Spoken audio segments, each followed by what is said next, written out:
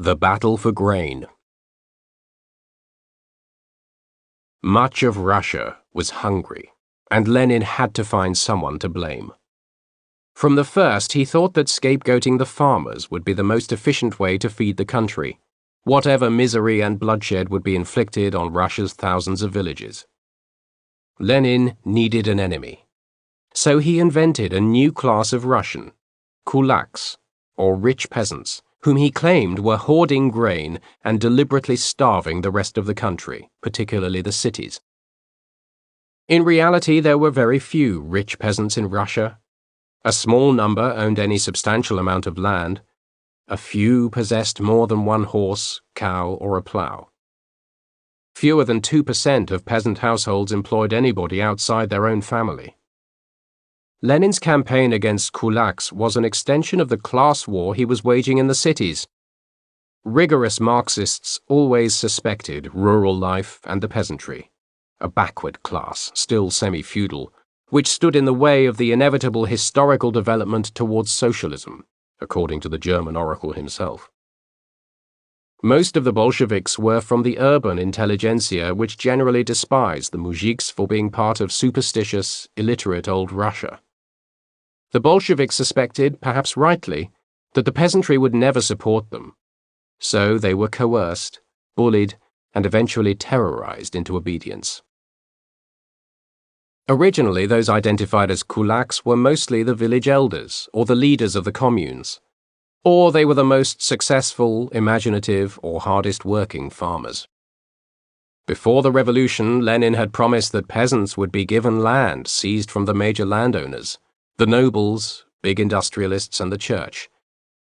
There was little talk of that after the coup.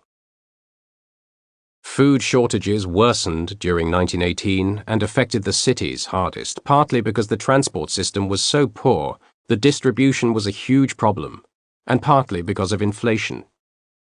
Money quickly became worthless following the revolution, and farmers refused to be paid in cash.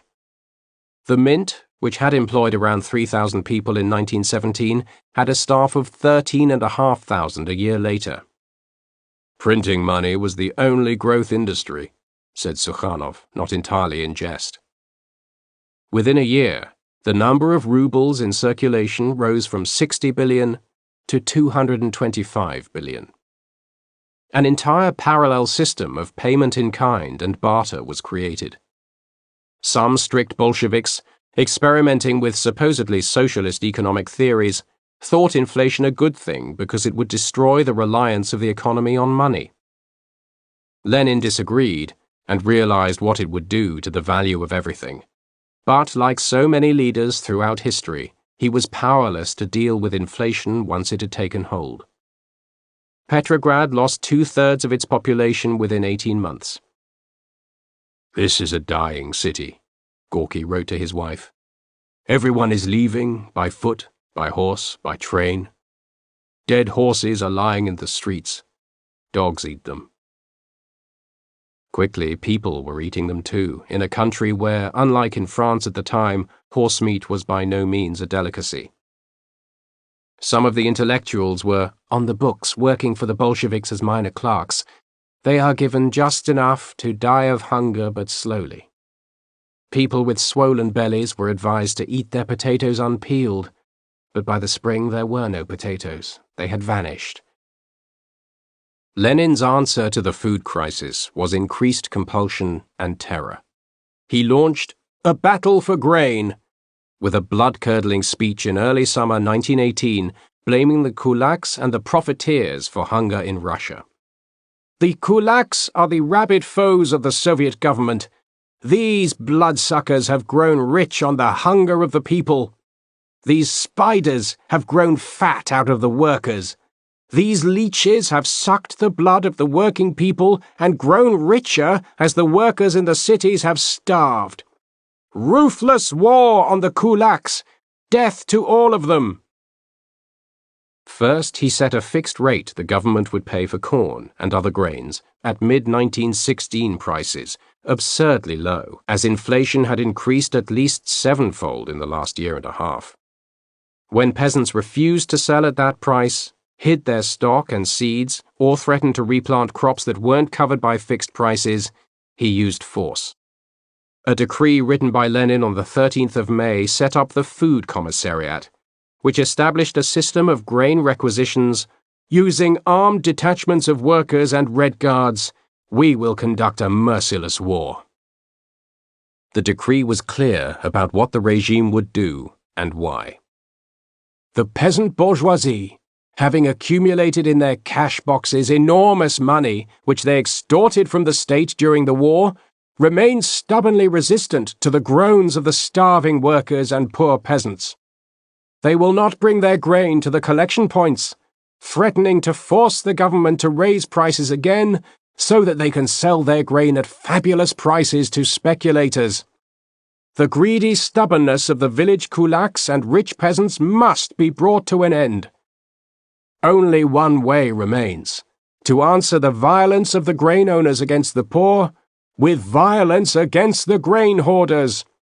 Not one pud of grain should remain in the hands of the peasants beyond the amount required for sowing of their fields and feeding their families until the next harvest. Requisition brigades, as they were called, were sent to more than 20,000 villages within the first 2 months of the decree. Usually they consisted of 75 men, armed with 2 or 3 machine guns, who would surround a village and demand the peasants hand over a set yield of grain decided by the local Bolshevik party headquarters. Speculators who are caught red-handed not delivering the required amount of grain and can be convicted on clear evidence will be executed on the spot, Lenin's decree declared. Often the brigades acted with extreme brutality, routinely torturing suspects until the right amount of grain was found. One Bolshevik official who saw a brigade sweep through a village in the Black Earth region of southern Russia was shocked.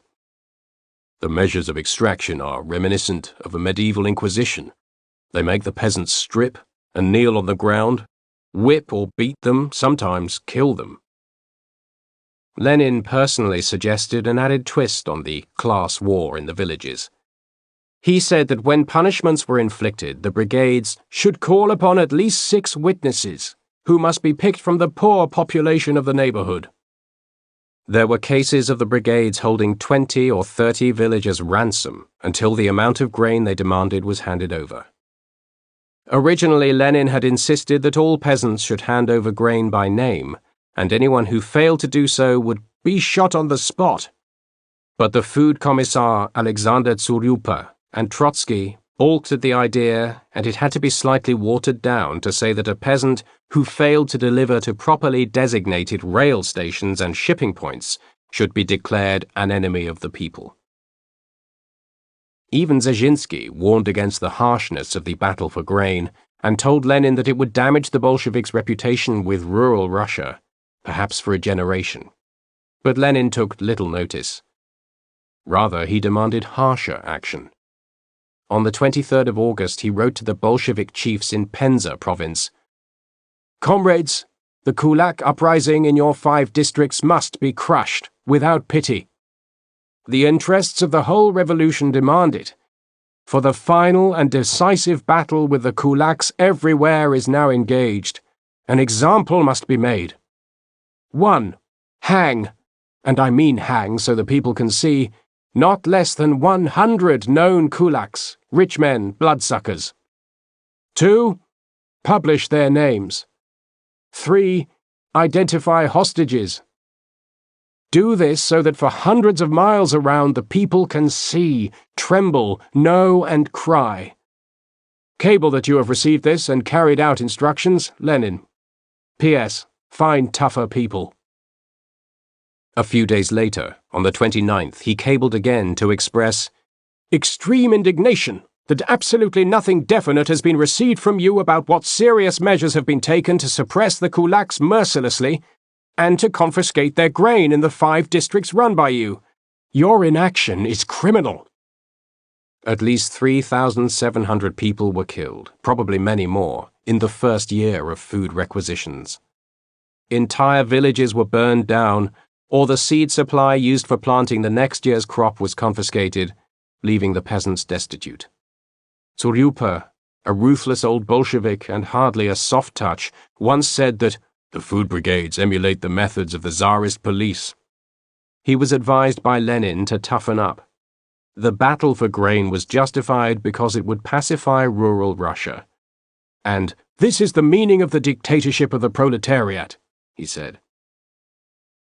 Lenin wanted to issue another decree, declaring that in every grain-producing district, 25 or 30 hostages should be taken from among the rich, who will answer with their lives for the collection and loading of all surpluses. Suryupa replied that he disapproved of hostage-taking. At the next cabinet meeting, Lenin demanded to know why he had not reported how he was intending to comply with the orders about hostages. Suryupa seemed uncomfortable and murmured that he did not know how to organize it.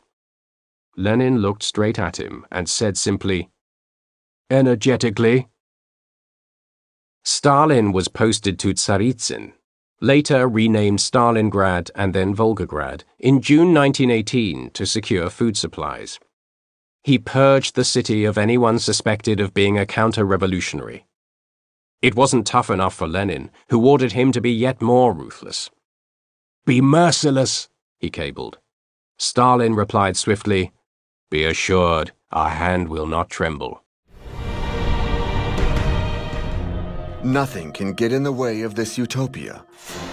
The transformation of Russia into a gigantic field populated by peasants who are now workers of the land. No more izbas and ancestral farms. Everyone will live in communities, in kolkhozes. The people will produce millions of tons of wheat, which the state will sell to purchase the machinery to build tractors, tanks, and planes. And in this way, the Soviet Union will catch up on its 100-year lag in only 5 years. This is the first of his 5-year plans. But Stalin is immediately confronted with the resistance of the peasants. They refuse to lose their lands. They reject collectivization. Stalin gives them a slanderous nickname: Kulak, profiteer, or exploiter. He gives a specific definition for the term. Any farmer who uses hired labor, who owns a mill, a creamery, a potato dryer, mechanical agricultural equipment with a motor, or livestock. A definition so vague that it opens the door to false accusations, score settling, and rape. The police lash out on those who attempt to hide their grain reserves.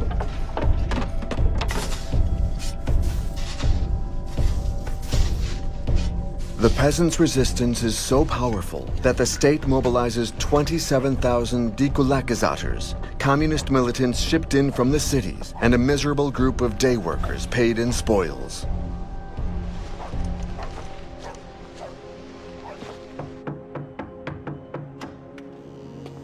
Stalin's police reports back. We remove the peasants' winter clothes and warm undergarments. We take their shoes. We even go so far as to confiscate the pillows under their children's heads and all their religious icons, to burn them all.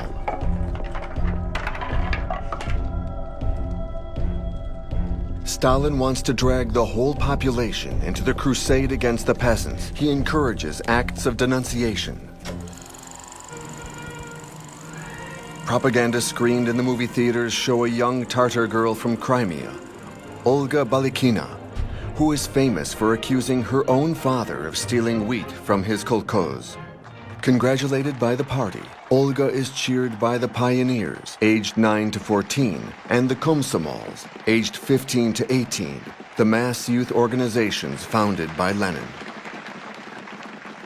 Olga proudly states, "I simply behaved the way all pioneers should behave." She performs the pioneer salute and recites, "Stalin, you are higher than the celestial bodies. Stalin, you are brighter than the sun."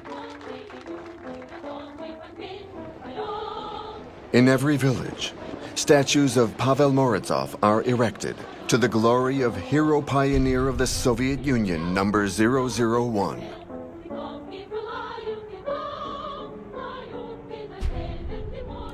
According to legend, largely fabricated by the police, young Pavel gave up his own father, hostile to collectivization, only to be murdered at 14 by his uncle.